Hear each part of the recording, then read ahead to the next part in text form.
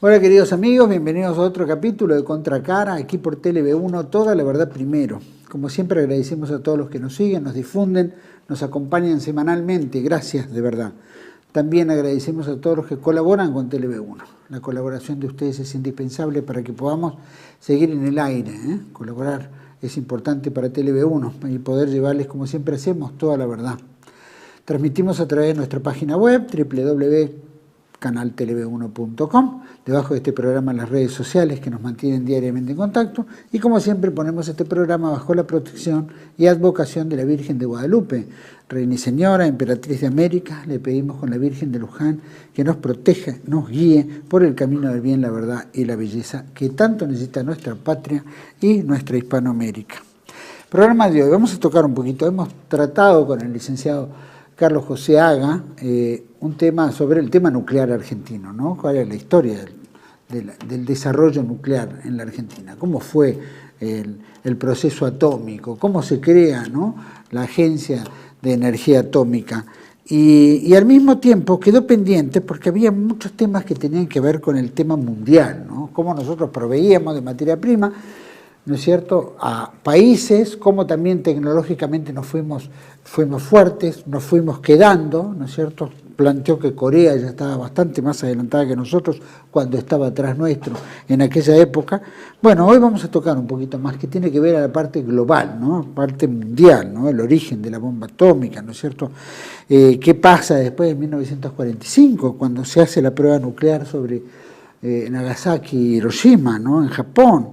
¿Cuál es la carrera armamentística que se empieza a dar a partir de ahora? Hay inclusive una aplicación, ¿no?, que muestra una especie de videíto de 1945 hasta la fecha, la cantidad de países y bombas nucleares que se han tirado y se han probado y cómo han crecido en su arsenal nuclear. También, ¿no es cierto?, otras armas que tienen que ver o paralelas, ¿no es cierto?, que surgen de la energía atómica, ¿no? En fin, vamos a tocar un poquito el mundo en bloques, nuevos emergentes y conflictos, la OTAN, ¿no es cierto?, especialmente, y el resultado, ¿no es cierto?, que da este proceso de guerra. Para mí es un gusto compartir el programa con licenciado en Ciencias Políticas, por supuesto, como siempre, dirige el portal de Energía Internacional, al mismo tiempo del proyecto argentino que también lo dirige, y también, por supuesto, escritor del libro La Maldición Argentina, un volumen importante donde ahí vamos a encontrar todos nuestros desastres históricos. Así que es un gusto compartir el programa con Carlos José Haga. Gracias, Carlos, por estar de vuelta nuevamente en este programa. Gracias, Juan Manuel, y es un gusto estar con todos ustedes, como siempre. Invitamos, por supuesto, a todos los que quieran, proyecto argentino, @yahoo.com, escríbanos, manténgase en contacto, y sugerencias también que hacen importante a poder tocar estos temas. Carlos, el tema nuclear, ¿no?, había quedado pendiente después de esa espléndida exposición que hiciste en Contracara la vez pasada sobre el desarrollo nuclear argentino, ¿no?, el desarrollo atómico. Obviamente, esta es la pepita que quieren todos los países para ser fuertes, ¿no? Todos los que tienen poder atómico son fuertes, no mandan. No son muchos países, obviamente, pero bueno, tiene su origen en ese desarrollo y cómo se fueron alimentando unos a otros. ¿Cuál es el origen en realidad? ¿Cómo se da? Porque hay varias visiones al respecto. En realidad ese es un tema que siempre fue muy conflictivo para todos los que se dedican, como nosotros, al desarrollo nuclear con fines pacíficos, y es conflictivo también porque el primer origen es el origen bélico nuclear. Es decir, todo este asunto siempre trae grandes roces por el hecho de que hay muchas tecnologías que de las grandes potencias quieren restringir para que no tengan acceso el resto de los países, que tiene que ver con una larga historia y con el hecho de que gracias al poder nuclear, después de 1945, de que vamos a hablar en detalle dentro de unos minutos, después de 1945 se pudo generar una ventaja, digamos, militar y tan poderosa como para podríamos decir, ordenar el mundo a la medida de las grandes potencias que se repartieron el mundo en esa época, ¿no es cierto? Sí. Entonces, el mundo injusto que tenemos hoy y que se está derrumbando, ese orden mundial que entró en crisis, porque claramente entró en crisis, es el que generó el poder nuclear. Claro. Por eso hay solamente 5 países que tienen poder de veto prácticamente sobre cualquier cosa en las Naciones Unidas, pueden respetar o no los tratados. O sea, el derecho internacional es una cosa tan relativa porque hay 5 países que pueden hacer lo que quieran sin que nadie tenga derecho a cambiar una decisión. Claro. ¿No? Yo después, más adelante, voy a explayarme un poquito más sobre los tratados que cayeron sobre la Argentina y que fuimos víctimas un poco de todo eso, especialmente durante el proceso de la Guerra de Malvinas. Pero es un asunto donde se demostró que todo era palabrerío sin demasiada sustancia, ¿no? Es decir, hay muchas cosas que la gente no conoce, que por eso quería aprovechar para el programa para mencionar, y es que la bomba ya estaba patentada mucho antes de la Segunda Guerra Mundial. Porque para mucha gente la Segunda Guerra Mundial con Hiroshima y Nagasaki marca claramente el inicio de la era nuclear. Pero parecería como que empezó ahí con el proyecto Manhattan. Claro. Cuando eso no es para nada cierto. Hay un húngaro que se llamaba Leo Szilard, que en 1934 se dio cuenta que al utilizar materiales físiles se provocaban reacciones nucleares que descargaban una gran cantidad de energía. Y ese tipo, curiosamente, más que pensar en la energía que podían producir y todo eso, pensó que podía ser útil para hacer una bomba. Y la patentó, y obtuvo la patente en 1934. O sea, la bomba atómica que desarrolla Estados Unidos posteriormente es consecuencia de que tanto Einstein como... Oppenheimer, ¿no? ¿Cómo? Oppenheimer fue el más importante en el sentido de que captó la idea y convenció al gobierno norteamericano de desarrollar las ideas de Leo Szilard, claro, que era el que la había patentado, ¿no? Sin embargo, alcanzaron en ese momento a hacer 3 artefactos distintos. Porque la gente piensa que la bomba atómica es una, pero no. De movida fueron 3 cosas diferentes. Es decir, la primera bomba, que es la que explotan en el desierto, es una bomba que básicamente se basaba en la fisión del plutonio. El plutonio o sea, tuvieron que construir un pequeño reactor, hacerlo funcionar, un pequeño reactor como los que teníamos nosotros en los 50, ¿no? Un reactor chiquitito. La basura del reactor es el plutonio. Extraer el plutonio y ese plutonio usarlo para provocar una fisión descontrolada. O sea, un reactor es un aparato donde uno mete materiales críticos y rompen los átomos, los neutrones rompen los átomos, o sea, pues se llama fisión, porque en realidad los parte, va partiendo los átomos y liberando energía. Lo hace en forma controlada dentro del reactor. Entonces la idea de la bomba es la misma cosa, pero descontrolada en un ambiente. Entonces esa energía se libera repentinamente de una forma violenta y esa es la primera bomba, que es la que se probó en el desierto, de la que hay un montón de filmaciones, que la gente las puede buscar y todo lo demás, ¿no? Además de que expusieron a mucha gente a la radiación en ese momento, especialmente soldados, conscriptos, llevaron los norteamericanos, los pusieron ahí cerca de la explosión para ver qué pasaba. Aprendieron los daños por radiación con su propia gente. Incluso llegaron a echar sustancias radioactivas a través de los caños de escapes en algunas ciudades básicamente pobladas por población negra mayoritaria y esperaron un tiempo a ver los efectos de la radiación. Hubo un juicio posteriormente en Estados Unidos con grandes indemnizaciones. O sea, los irradiaron, así nomás, ¿no? Es decir, probando a ver qué pasaba y cómo mataba. Ese era el objetivo.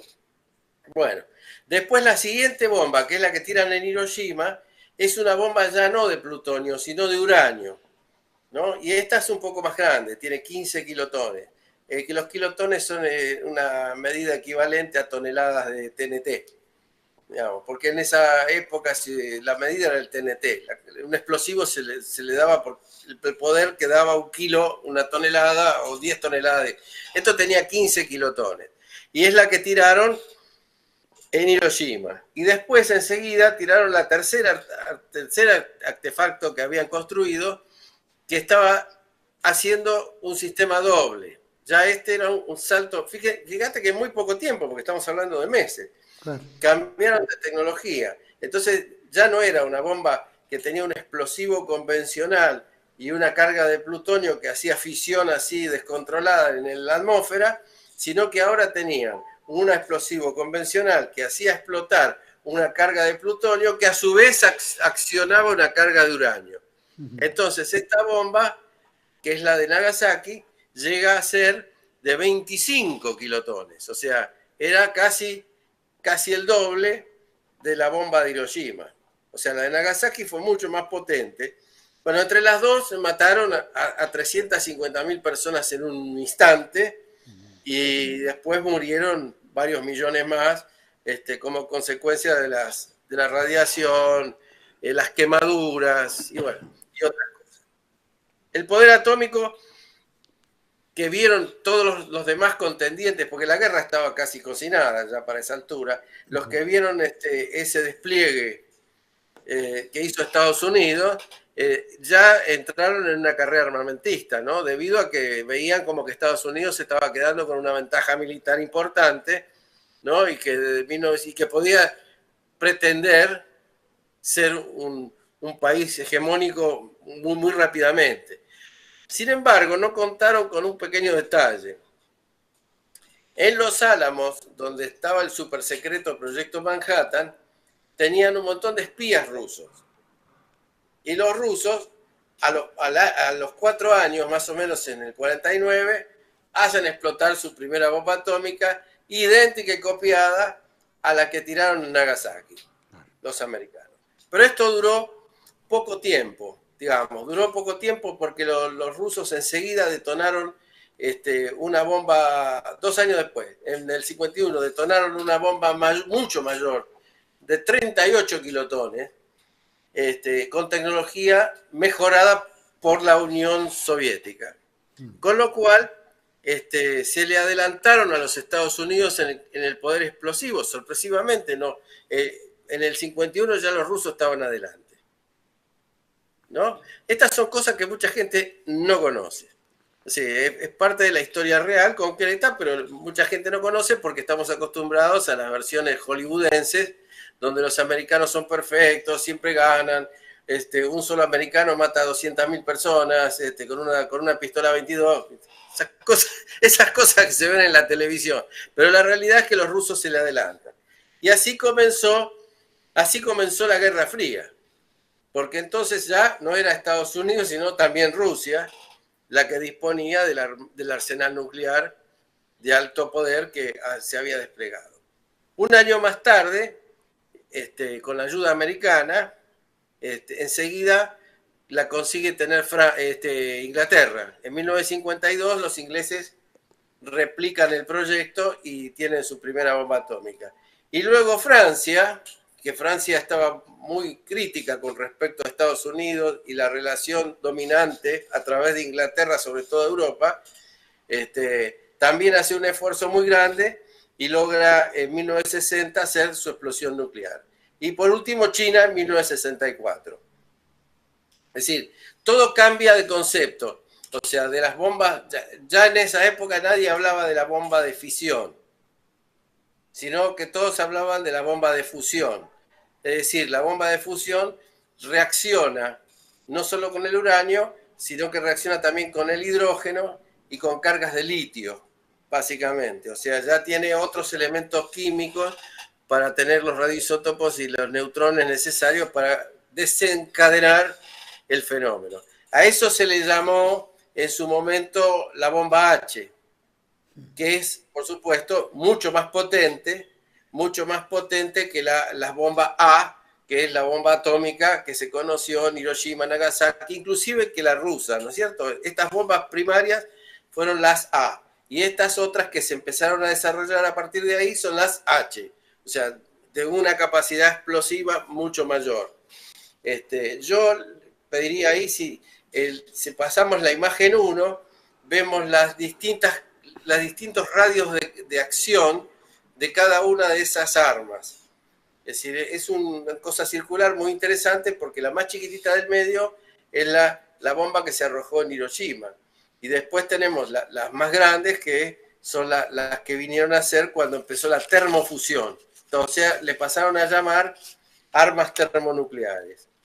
Hasta 1954, en cuanto a las armas de alta explosividad o bomba H o termonucleares, la URSS le llevó ventaja a Estados Unidos, porque había logrado miniaturizar lo suficiente como para utilizarla militarmente, porque el tema de las bombas a veces, como le pasó a la India, es que son estructuras grandes, muy pesadas, no son fáciles de ir y tirársela a alguien. Es como tirarle una casa sobre el territorio. Si son cosas gigantescas, pero los rusos habían logrado miniaturizar bastante las H, y eran los únicos que hasta 1954 tenían la posibilidad de arrojarle una de esas a alguien, mientras que los otros lo que habían hecho era hacer explotar cosas gigantescas, pesadas, grandotas, no transportables ni por avión.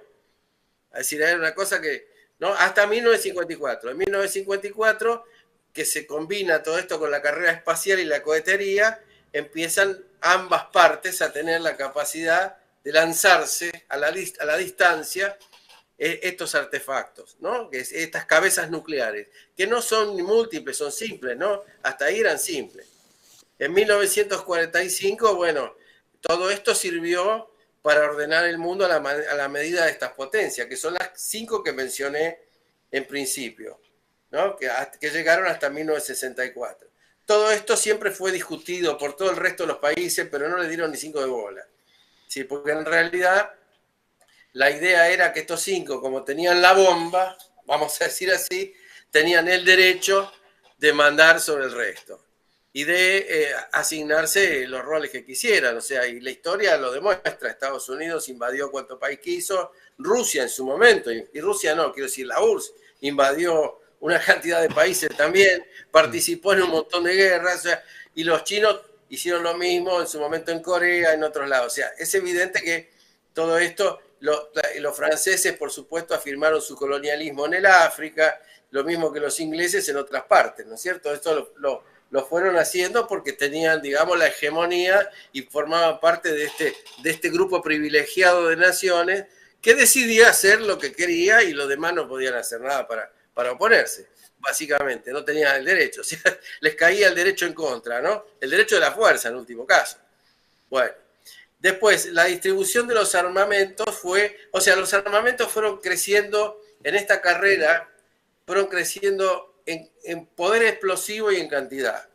Hay una imagen por ahí que es la bomba chica versus la bomba grande, se llama, es la segunda imagen, y es una comparación entre una bomba H y la bomba Hiroshima. Uno lo ve cuántas veces entra en esa imagen, parece una bombita de nada, la Hiroshima, tremenda cosa, parece nada en comparación con lo que terminó siendo este otro poder nuclear, ¿no? Y también hay una siguiente imagen que es una secuela de bombas, de explosiones, donde se ve claramente cómo va creciendo el poder hasta llegar a una que tiene 40 megatones. Es decir, 40 megatones es, digamos, lo que hoy podría decirse lo más grande y potente que se tiene en una sola cabeza explosiva. Es decir, para dar una idea de la capacidad destructiva que tienen todas estas cosas, ¿por qué se trabaja tanto con eso? Es que, por ejemplo, las famosas bombas arrasadoras de la Segunda Guerra Mundial tenían 20 toneladas de TNT y podían borrar de un golpe una manzana entera. Esas eran las que se usaban las más potentes de la Segunda Guerra Mundial. Durante toda la guerra mundial se tiraron 100.000 de estas arrasadoras, ¿no? Que destruyeron prácticamente toda Europa en ese momento, ¿no? 100.000 arrasadoras. Es decir, 2 millones de toneladas de TNT durante toda la guerra. Eso es lo que se arrojó en toda la guerra mundial, estamos hablando, en sumado. O sea, esto es equivalente a 2 megatones. O sea, toda la guerra mundial equivale a solo 2 megatones, ¿no? Para que tengamos una idea. Hoy, una bomba termonuclear de estas que acabamos de mostrar las imágenes así figuradas de cómo son, en cuanto a tamaño, son 10 veces todo el poder destructivo de la Segunda Guerra Mundial multiplicado por 10 en una sola bomba. De esto estamos hablando. Y más ahora que con tanta facilidad los líderes mundiales hablan de la Tercera Guerra Mundial y que puede ser nuclear y que están cambiando los protocolos y un montón de cosas. Es decir, esto es con lo que están jugando. Es decir, hoy en este momento podría decirse que hay todo el poder de la Segunda Guerra en una sola de estas armas, de las cuales hay 5 o 10.000 con 15.000 cabezas ya apuntando a blancos preestablecidos, etc. Podría decirse, haciendo cuentas simples, que hay 20 toneladas de TNT por cada persona en el planeta, acumulada en estas armas. Es decir, más o menos pueden destruir 23 veces toda la humanidad en una guerra de cualquier tipo, ¿no? Esto desarrolló una doctrina, que es lo que hoy está en discusión, que es muy importante porque para que entendamos que es muy difícil digerir algunos términos, ¿no? El primer término fue el de disuasión, o sea, se dijo, no, nosotros nos estamos armando y entramos en esta carrera, estamos produciendo todas estas armas tan potentes exclusivamente para convencer a nuestros adversarios de no atacarnos nunca, porque si saben que tenemos esto, nunca nos van a atacar y demás. Pero la carrera seguía en busca de otro concepto típico, la superioridad, o sea, cuando una parte conseguía un adelanto tecnológico o un vector que puede ser un misil, un satélite o un bombardero de alta capacidad y alta altura, el otro tenía que desarrollar enseguida algo para volver a tener la superioridad. Era el motivo por el que tenía superioridad y ponía las reglas al mundo, pero no cualquier regla, ponía las reglas económicas, las financieras, todo, ¿no? Claro. Y lo hemos visto, ¿no? Eso en funcionamiento, en las crisis del petróleo y demás, cómo incide quién tenía y quién no tenía ese poder, ¿no? Ese poder tremendo de destrucción, básicamente. Al final se llega a una entente a base de un concepto también nuevo en aquel momento, ya muy usado en estos tiempos, que es la destrucción mutua asegurada. Entonces decían que nadie se iba a atrever nunca entre las potencias nucleares a un enfrentamiento directo debido a que el poner en marcha estos mecanismos aseguraba la destrucción mutua, completa y total. Entonces nadie se iba a atrever a tirar la primera piedra porque después de eso sabía que iba a venir todo el proceso de la destrucción. Esto hizo que el mundo se pusiera en la alerta sobre esta situación porque empezaron a dudar, muchos con mucha razón, y hasta hoy es lógico hacerlo, de la posibilidad de que cualquier circunstancia pueda desencadenar algo que no se pueda controlar después, como está pasando en la Europa de hoy, ¿no? Y vamos a ver por qué, ¿no? Así que en 1950 hubo lo que se llamó el llamado de Estocolmo para pedir el desarme nuclear, que por supuesto fue completamente, a pesar de que lo firmaron, es un documento que firmaron como 300 millones de habitantes, básicamente de Europa y de Rusia y de Estados Unidos, pero a pesar de todo eso, el llamado de Estocolmo quedó como el llamado de Estocolmo, no pasó nada. Hasta 1963 sí consiguieron, en 1963 consiguieron algo, y es la suspensión de los ensayos en la atmósfera. Porque yo no sé si la gente recuerda, bueno, todas las fotografías que hay en las redes y demás de las explosiones atómicas son en la atmósfera. Es decir, eso quedó prohibido en 1963, no hubo más por parte de nadie. Explosiones digamos, se hacen bajo tierra, controladas y de otra manera. Porque había una oposición, famosos atolones que explotaban. O en Estados Unidos en el desierto, lo mismo que Rusia. China también probó en su desierto de Gobi. Es decir, todos hacían sus pruebas al aire libre y bueno, se consideró en un momento dado que eso no era necesario seguir haciéndolo así y que era obligatorio hacerlo fuera de la atmósfera, bajo la tierra, ¿no? Y medir después el efecto sísmico y una serie de cosas para saber qué potencia tuvo y otros temas. El esfuerzo mundial por controlar al genio loco de la lámpara, porque es así, una vez que estaba ahí, y que además empiezan a funcionar poderes que viven de esto, porque hay poderes dentro de los estados que viven de esto, y que además establecen sistemas para como achicanear a la otra parte, a ver qué es lo que tiene, qué es lo que no tiene, espiarlo, qué sé yo, todas las cosas que forman parte de la historia reciente de la humanidad, ¿no? Todo eso hizo que se movieran mucho más y hasta 1968 se firmó el famoso y polémico tratado de no proliferación, que Argentina y Brasil y otros países se negaron a firmar durante muchísimos años, muchísimas décadas. ¿Por qué se negaban a firmar? Porque reservaba el poder nuclear para los que estaban nuclearizados. Y ellos podían atacar a cualquiera, pero ningún otro podía hacer alianza con uno que tuviera poder nuclear sin convertirse también en blanco de las ojivas nucleares del otro.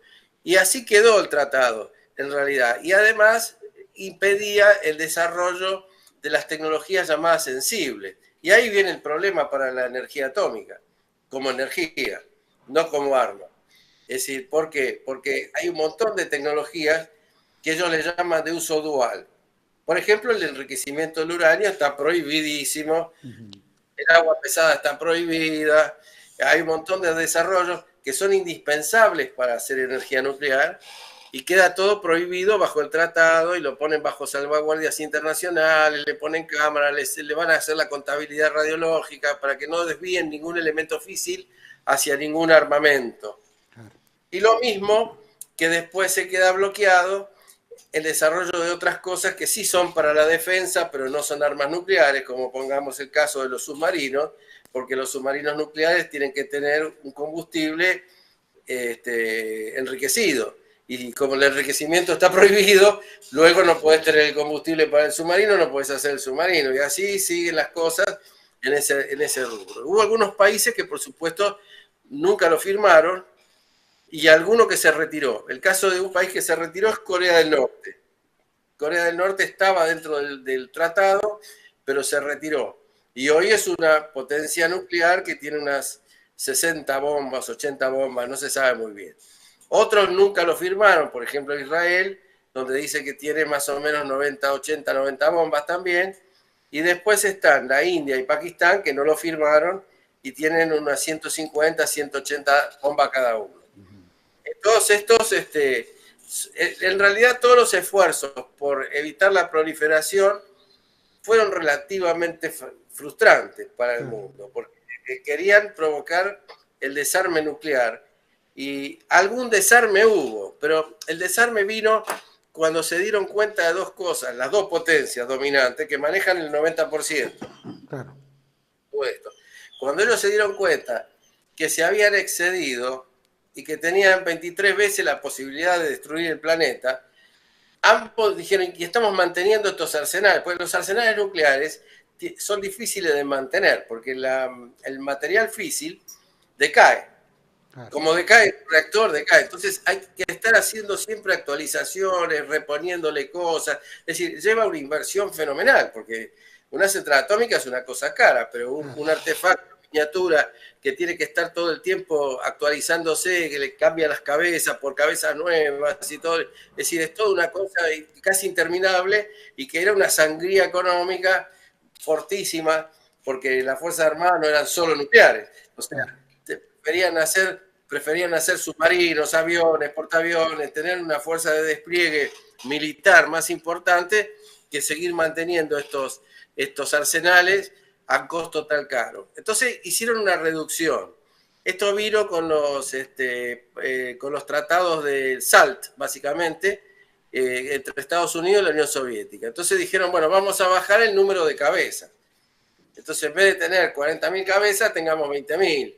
Y se fueron reduciendo el número de cabezas. Los tratados SALT después vinieron con otro tratado que se llamaba INF, que limitaba muy estrictamente entre sí, se controlaban el número de cabezas que tenían, que era suficiente para volar el planeta, aclarémoslo. Sí, nunca fue insuficiente. Lo que pasa es que una cosa era 23 meses y otra cosa es tener 4 o 5 veces ese potencial. Claro. Es más que suficiente. Sí, es más que suficiente. Después vino los tratados START 1, que redujo. En 2001 dijeron que iban a quedar unas 2.000 cabezas, cosa que nunca se cumplió. Mira, te propongo que eso de este último tratado, que por supuesto nunca se cumplió, lo comentemos o lo hablemos en el próximo bloque, porque ahora nos requiere acá la dirección. Vamos a un pequeño corte y volvemos enseguida con Carlos Joseaga hablando sobre el poderío nuclear mundial. ¿Hacia dónde vamos? Ya volvemos. TLV1 se complace en anunciar que estará transmitiendo en su canal TLV1 Clips valiosos programas emitidos antes de la censura sufrida. El lienzo prohibido, el revés del derecho, combates por nuestra historia, disenso, historias de Malvinas, entre otros que podrán encontrar en este enlace.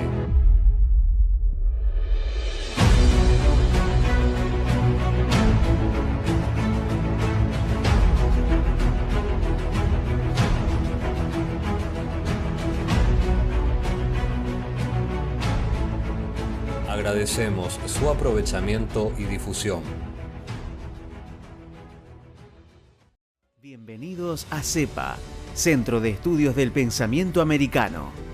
Nuevo sitio web de cursos de formación en política, filosofía, historia, literatura, geopolítica, religión, psicología y más. Cursos de formación que reflejan el verdadero pensamiento americano. Lo invitamos a elegir el curso de su agrado ingresando en www.cepa.la.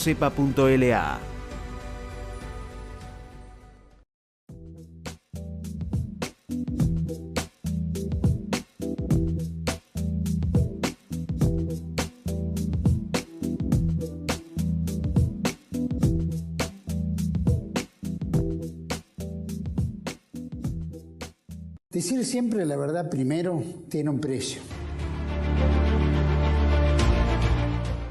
Dependemos de tu ayuda. TLV1, toda la verdad primero.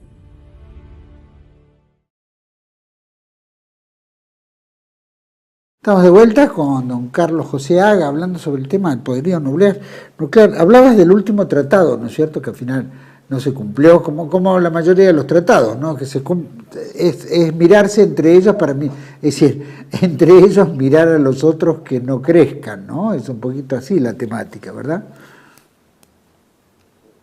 Y sí, es así, porque en realidad están ellos concentrados en el hecho de que tienen el poder suficiente para borrar a cualquier cosa del mapa. Esa es la realidad.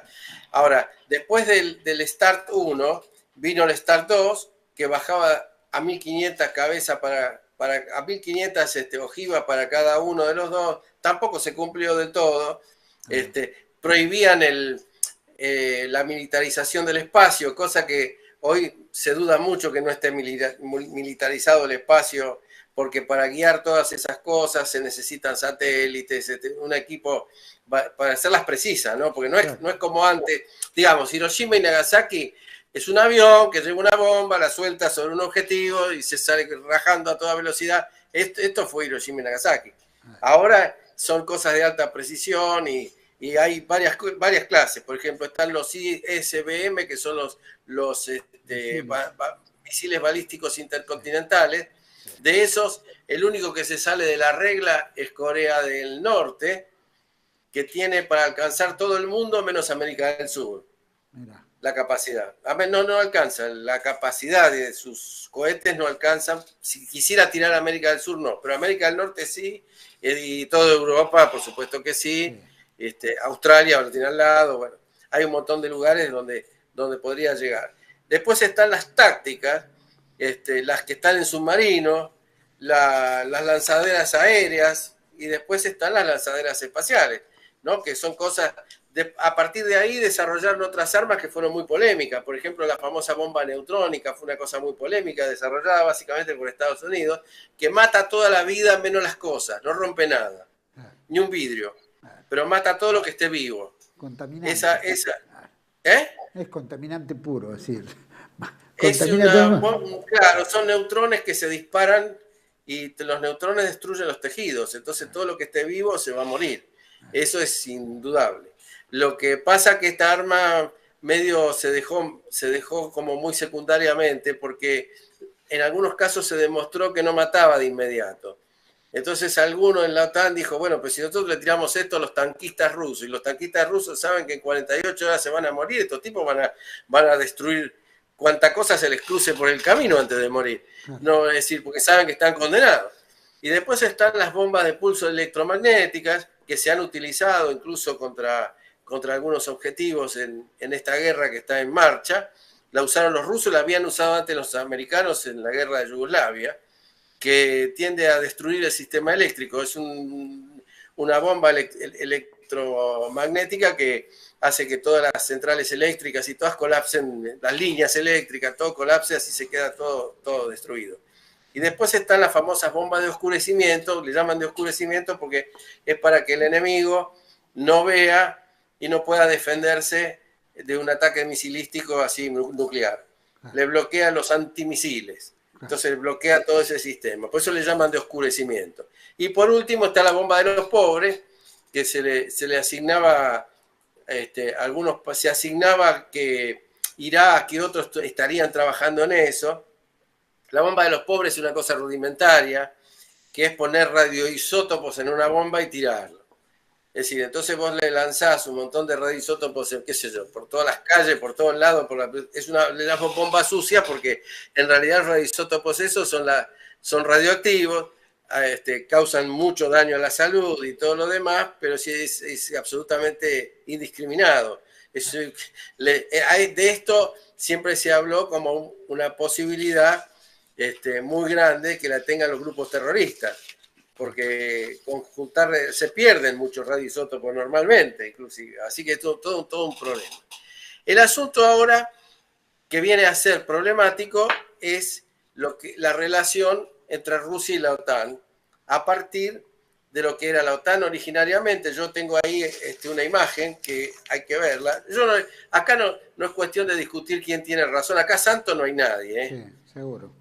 Porque están luchando por el predominio mundial, por el poder, o sea, no hay duda. Rusia, en todo caso, en este caso, está más atacada que Estados Unidos, pero que es un poco el que lleva a los alemanes y a todo el mundo a hacer todas estas gestiones bélicas que pueden causar una provocación, ¿no? Hay que acordarse que cuando se fundó la OTAN, el primer jefe de la OTAN fue un británico. Y dijo, esto se crea para tener a Estados Unidos adentro, a Rusia afuera y a los alemanes abajo. Esas fueron sus palabras, ¿eh? Claro. El día que se inauguró la OTAN, un lord inglés, no me acuerdo el nombre del tipo, pero esas fueron exactamente sus palabras, ¿no? Entonces con eso está diciéndolo todo. Si uno mira la primera imagen de la OTAN, que la podemos poner en pantalla, ahí está.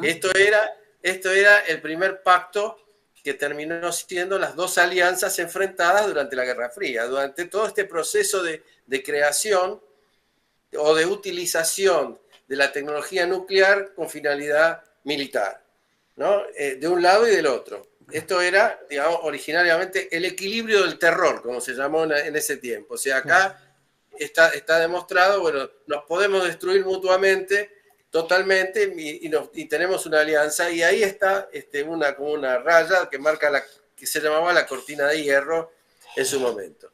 Cuando se cae la URSS y desaparece la amenaza que decían ellos que tenían, entonces ocurre un fenómeno. Parecería como que la OTAN se queda sin sentido. Claro.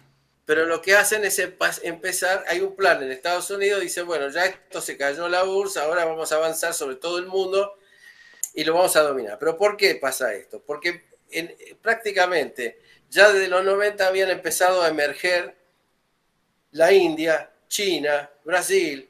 Había una emergencia que estaba cuestionando la vigencia del dólar, por ejemplo.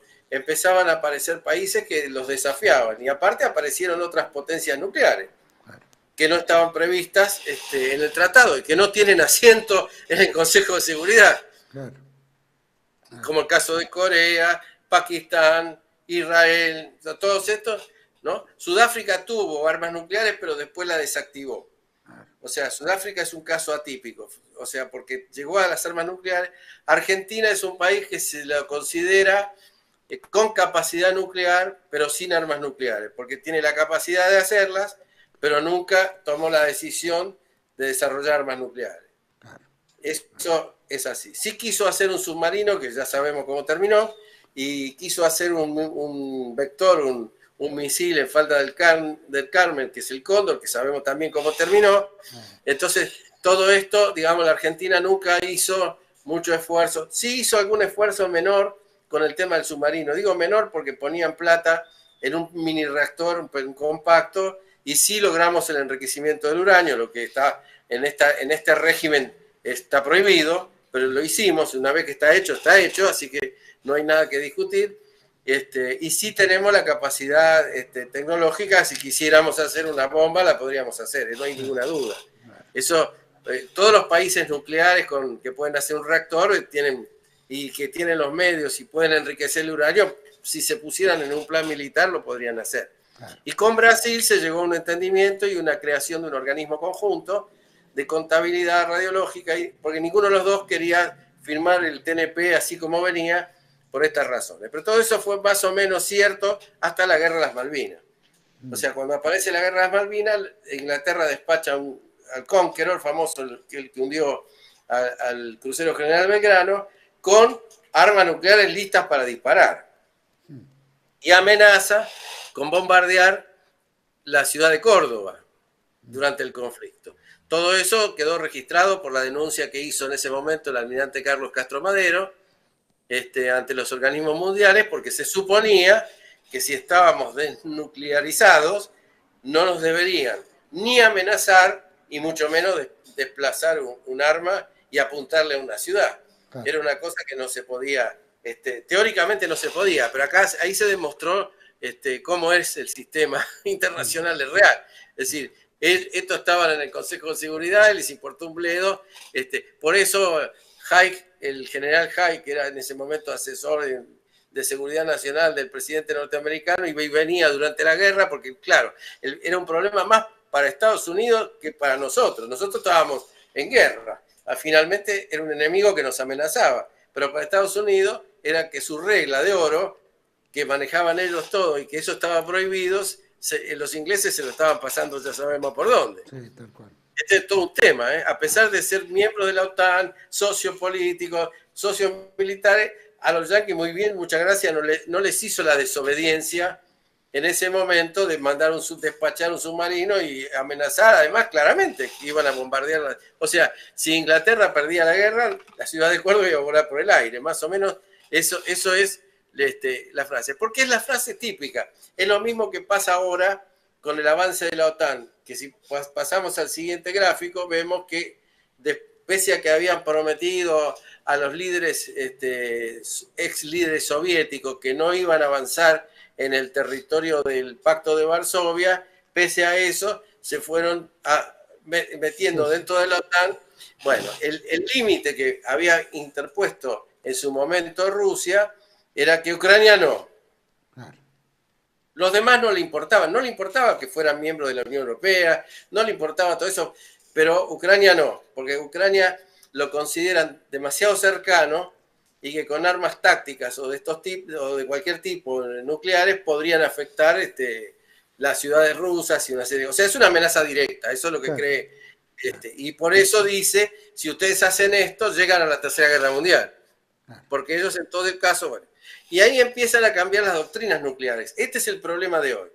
O sea, la doctrina nuclear, que antes era que nadie iba a disparar primero porque estaba la destrucción mutua asegurada, deja lugar a que, bueno, un arma táctica podría ser. Este asunto que hoy lo dicen abiertamente en todos los foros que pueden, que bueno, que no sería tan grave, porque o sea, cuando hablamos de arma táctica hablamos de una nuclear chiquita. Claro. Y no esta gigante. La que puede tener Corea, por ejemplo. Como puede tener Corea, exactamente. Claro. Que una de esas no sería desencadenante de todo el proceso, pero ellos no toman en cuenta otras cosas, que primero que esto ya tiene un grado de automaticidad muy alto. Segundo, que las dos potencias ya tienen metido dentro de su sistema de defensa inteligencia artificial.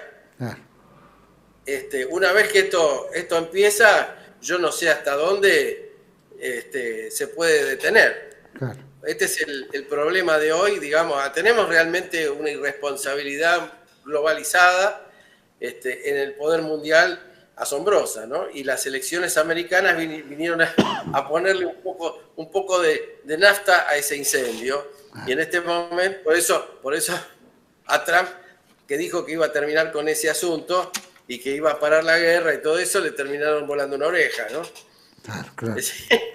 No, casi perdió la vida, ¿no? Esta es la verdad. Ahora, viendo todos estos mecanismos, uno dice, bueno, y si hubiera una guerra nuclear, ¿qué pasa? Porque es una cosa que nuestros propios estrategas, si los tenemos, deberían estar pensando en eso. Ahí, en el último puse un mapa. En algún momento también se habló, la posibilidad, ¿no?, que esto podía escalar, ¿no? De hecho, había voces que planteaban, ¿no?, que había que reaccionar nuclearmente, ¿no?, contra Estados Unidos, la NATO, en fin. Y después tenés dos monos con navaja, que en este caso es el Estado de Israel, y lo tenés a los coreanos del norte. O sea que esos son monos con navaja que pueden hacer, ¿no es cierto?, cualquier cosa, ¿no?, por un tema, ¿no es cierto? Es que sí pueden hacerlo. Es que no solo pueden hacerlo, sino que ya tienen los medios. Hasta que no tenían los medios, todavía el mundo seguía con la regla del 45, del Consejo de Seguridad, de la ONU, y pretender arreglar las cosas simuladamente de forma jurídica. Ahora que los otros tienen... pero los otros siguen la misma regla que los grandes. Si yo, ¿por qué te voy a obedecer si vos no obedecés ninguna norma? Esto es esencial, es así. Entonces ahí está el problema principal, porque China, por ejemplo... Nunca firmó ninguno de esos tratados, pero es parte del Consejo de Seguridad. Está en igualdad de condiciones que los 5 grandes del buen humor, digamos, que son los que realmente controlan el bacalao, ¿no? Es decir, y esto es así, no hay mucho más. Ahora, si se desatara una cosa así, en el mapa se ve algo muy interesante, y es que zonas no resultarían afectadas, ¿no? Y a lo mejor ese mapa puede explicarle algunas cosas a mucha gente, porque de un punto para arriba, que dice 4 SB son sieverts, son medidas de radiación, de 4 para arriba es, digamos, el área de mortalidad, ¿no? Y esto es importante, porque nosotros estamos debajo de esa línea. Es decir, prácticamente la Argentina entera queda fuera de la línea de contaminación radioactiva que se desencadenaría en caso de una guerra nuclear total, que sería muy corta por otra parte, porque creo que todas las simulaciones que han hecho dice que duraría más o menos 2 o 3 horas la guerra. Después de eso ya es el acabose, prácticamente. Entonces yo creo que están jugando de forma irresponsable con una situación altamente peligrosa y con cosas que ya están creadas, ¿no? No es que pueden frenar eso. Y debe haber muchas más cosas que están en el cajón de las cosas por salir en materia de armas nucleares, sobre todo por las que están en el espacio y en otros lugares donde antes estaba prohibido y ahora nadie sabe qué hay, ¿no? Esto es el fondo de la cuestión. Entonces, el problema es, muchos países van a ver obstaculizado en caso de que ocurra algo, van a haber obstaculizado más que antes, ¿no?, el desarrollo atómico, especialmente con fines pacíficos. Lo van a haber obstaculizado porque van a querer impedir. O sea, el cálculo que hace el OIEA, que lo hacía cuando estaba el Baradei al frente del organismo, es que toda la política de antiproliferación no ha sido un éxito porque hay más de 40 países que están en condiciones, si quieren, de hacer un arma nuclear. Claro.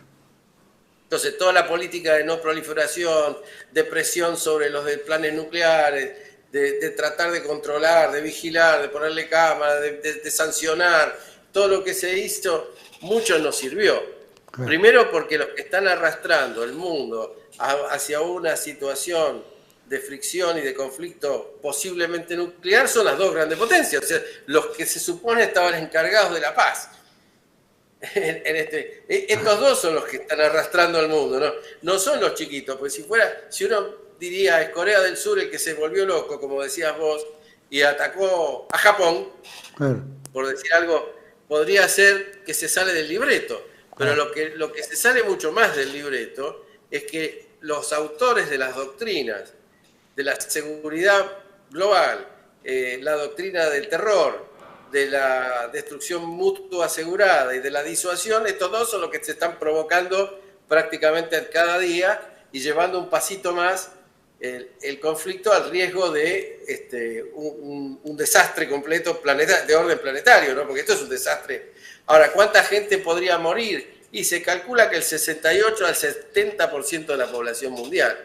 Si vamos a ir a las teorías neomalthusianas de reducción de la población, esta es la solución más drástica y más inmediata que se pueda conseguir, ¿no? Sí, sí, sí. Porque, ahora, los europeos en este juego están perdiendo mucho porque Estados Unidos le está tratando de chupar las industrias a través de un proceso de relocalización con el argumento de que va a haber guerra. Claro. Entonces, todo eso se está yendo básicamente a Estados Unidos. A China ya se fue un montón de industrias y demás europeas, y los europeos se están quedando otra vez como campo de batalla de una conflagración posiblemente generalizada. Ahí, digamos, me parece a mí que un tema está poniéndose en juego todo el orden mundial que armaron en el 45 por varias razones. Es decir, primero porque Occidente, por decirlo así, perdió la primacía tecnológica.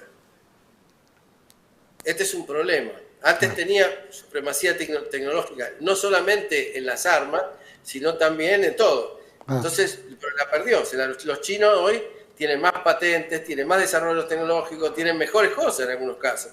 Es decir, y los chips y la inteligencia artificial les llevan como 10 años a Estados Unidos. Es todo un tema esto. Después perdieron el tema del dólar, porque ya después que Arabia Saudita dice que el petróleo no se comercia más en dólares, se puede comerciar en cualquier moneda, chao, se terminó la supremacía del dólar que afecta a todas las demás mercancías. Es decir, después en el tema de patentes, todos los demás patentan mucho más inventos anuales y descubrimientos y desarrollos técnicos que Estados Unidos y que toda Europa. En materiales críticos le han sacado una ventaja impresionante. O sea, si uno mira así, esta guerra o esta supuesta tendencia a la belicosidad atómica está apuntando más a China que a Rusia. Es así, está apuntando más a China que a Rusia, porque el que le sacó la ventaja es esa. Y el otro tema es la emergencia de los BRICS, que justamente son potencias nucleares, algunas de esas, porque está la India, está China, y está Rusia metida ahí adentro. Y Sudáfrica, que fue una potencia nuclear, digamos. Dejó de ser armamentística porque desarmó todo lo que tenía y lo entregó y como una demostración de que es un país de paz y una serie de cosas. O sea, la jugada de Mandela fue muy inteligente en esa materia, ¿no? Claro, claro.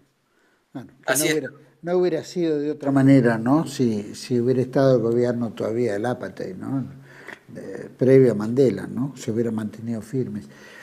Muy bueno todo el desarrollo, te agradezco, porque la verdad que había cosas, obviamente uno lo ve en el grado, pero bueno, no ve hasta qué punto la capacidad nuclear llega a destruir el planeta 23 veces, ¿no? Ya con una más que suficiente. Pero bueno, puede fallar 10 veces y bueno, la 11.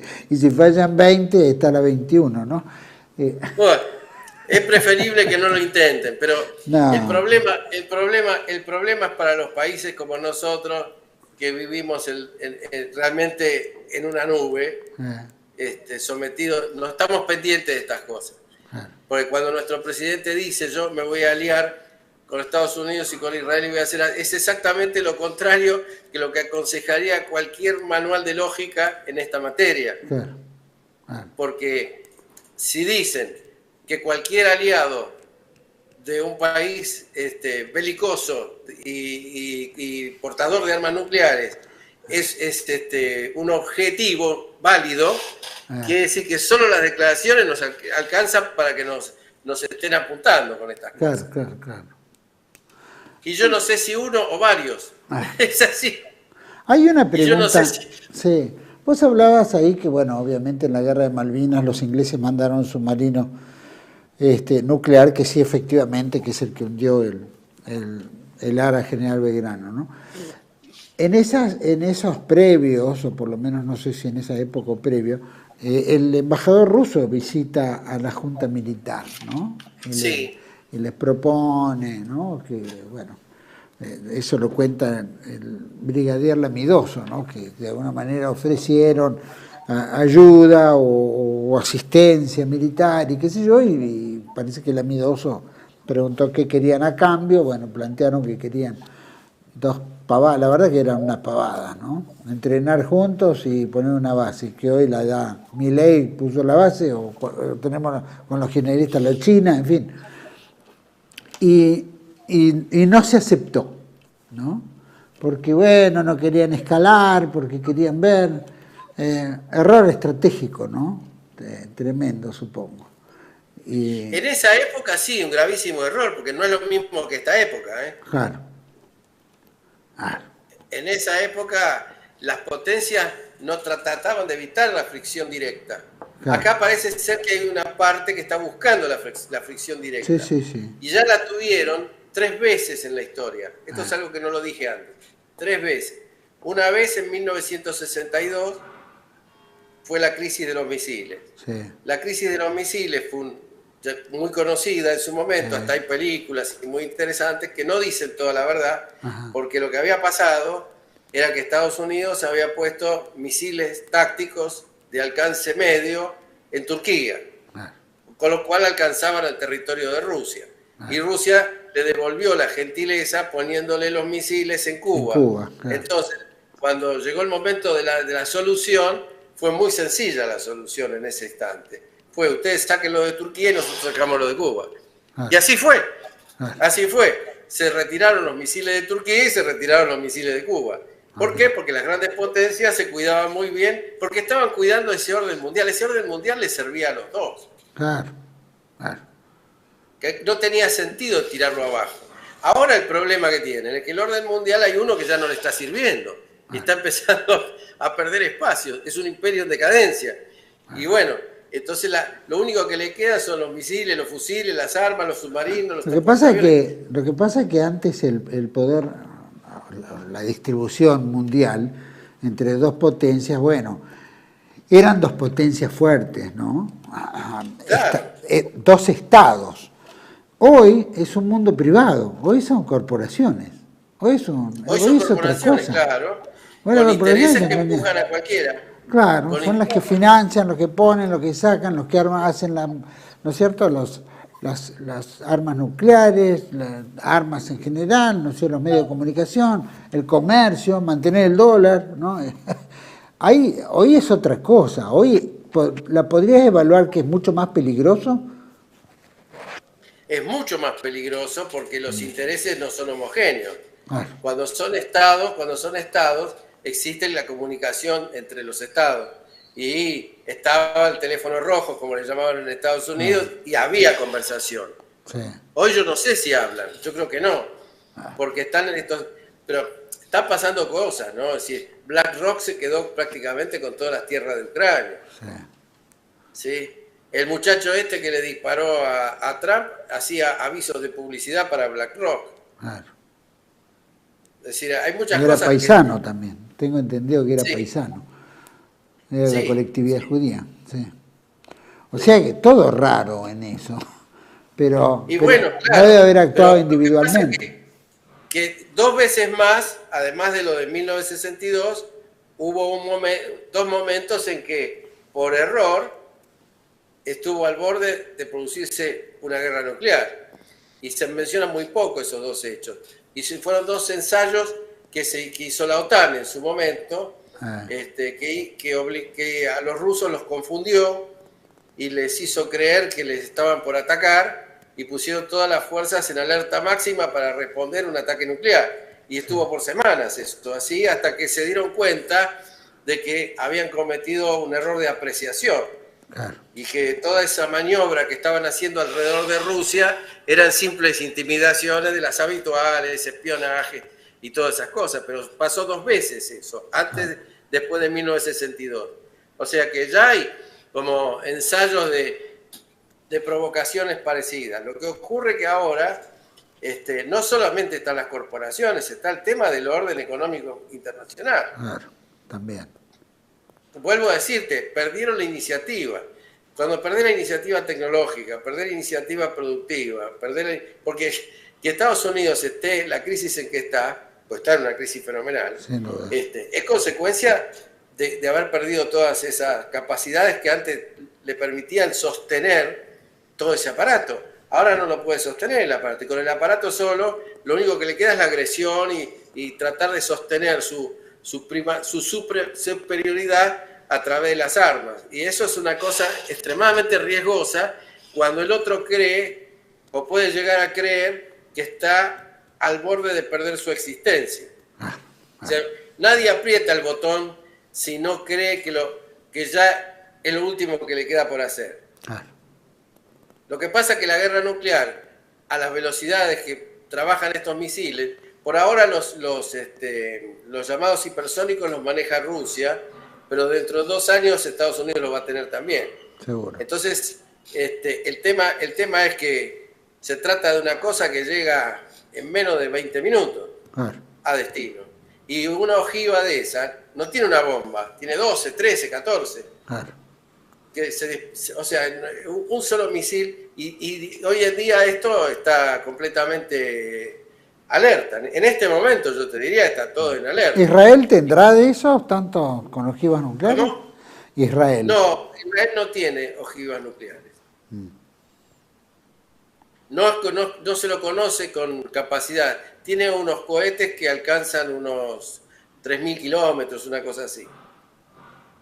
Ninguno de los otros poderes nucleares, excepto Corea del Norte, y ahora dicen que tal vez Irán, el día que tenga, porque Irán aparentemente puede llegar a tener el cohete, pero no la bomba. Sí. Estos son los únicos que, digamos, tienen capacidad de alcanzar cualquier punto en el globo.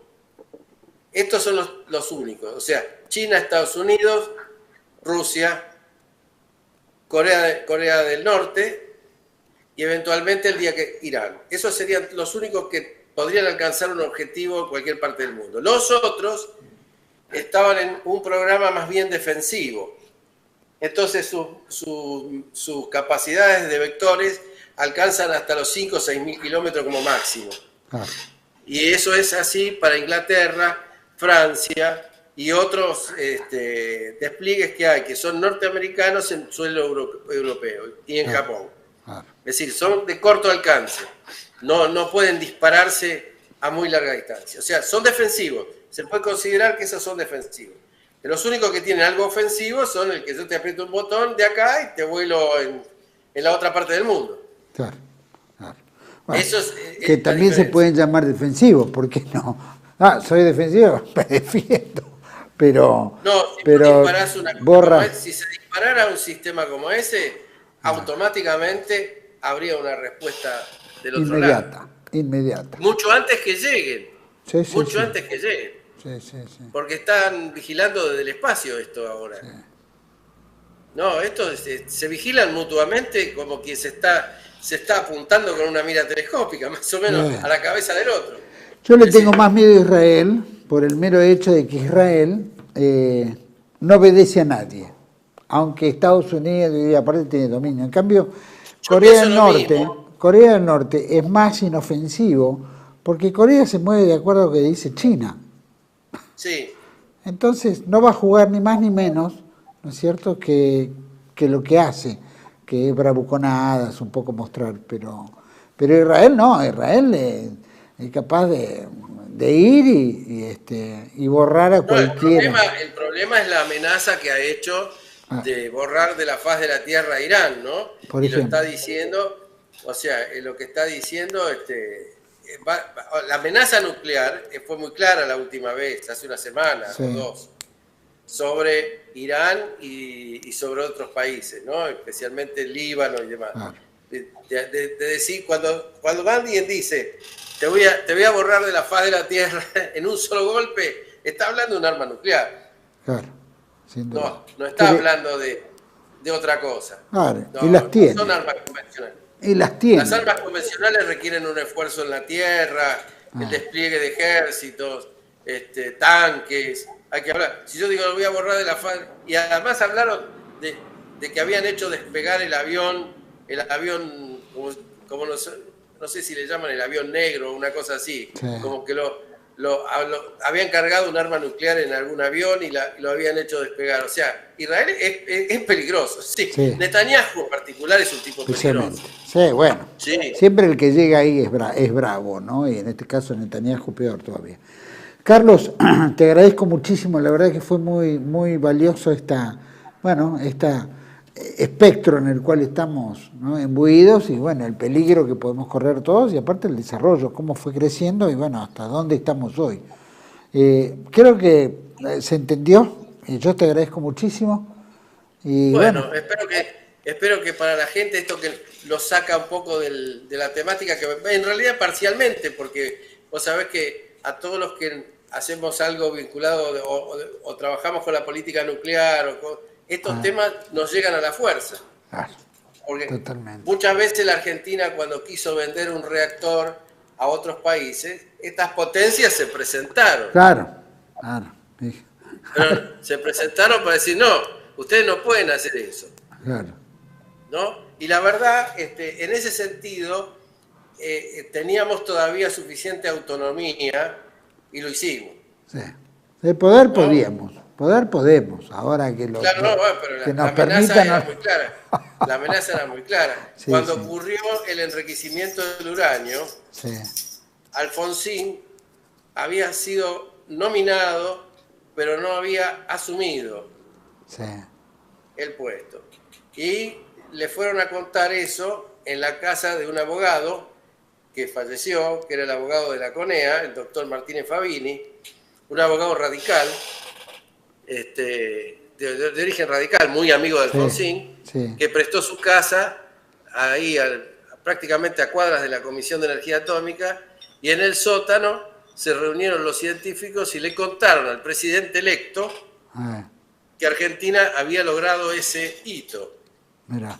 Y Alfonsín, la primera reacción que tuvo fue de susto. Claro.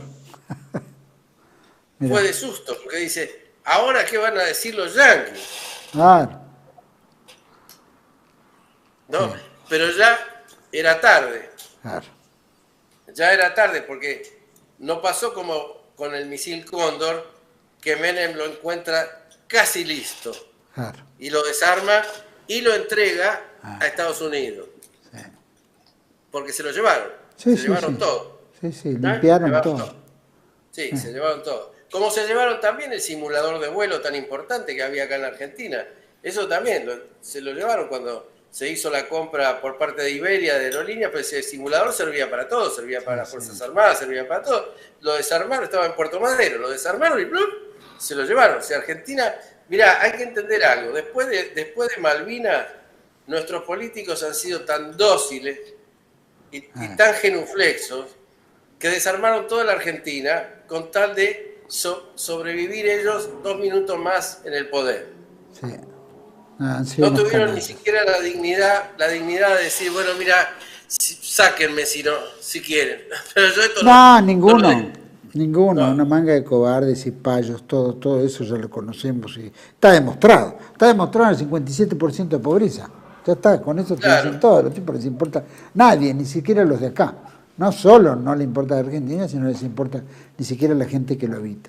Carlos, te agradezco muchísimo. Un gustazo. Y bueno, y estaremos en contacto para la semana que viene, a ver algún otro tema valioso que venimos desarrollando. Así que hay cosas de infraestructura que son interesantes. aclaro también que Carlos Saga escribió estos 2 libros, a ver, señor director, si podemos poner, para que sepan que tenemos un antecedente en esto, ¿no? El proyecto nuclear y el otro es el desarrollo nuclear argentino. Obviamente, para conocer esto, tiene que conocer qué pasa en el mundo. Carlos, gracias por todo. Gracias a ustedes. Listo. Y un gusto que nos haya escuchado la gente. Nos vemos en breve, en una semana. Gracias. Y por supuesto, los que quieran adherir, proyectoargentino@yahoo.com, escríbanos y bueno, va a ser muy importante para poder intercambiar un poco también temáticas.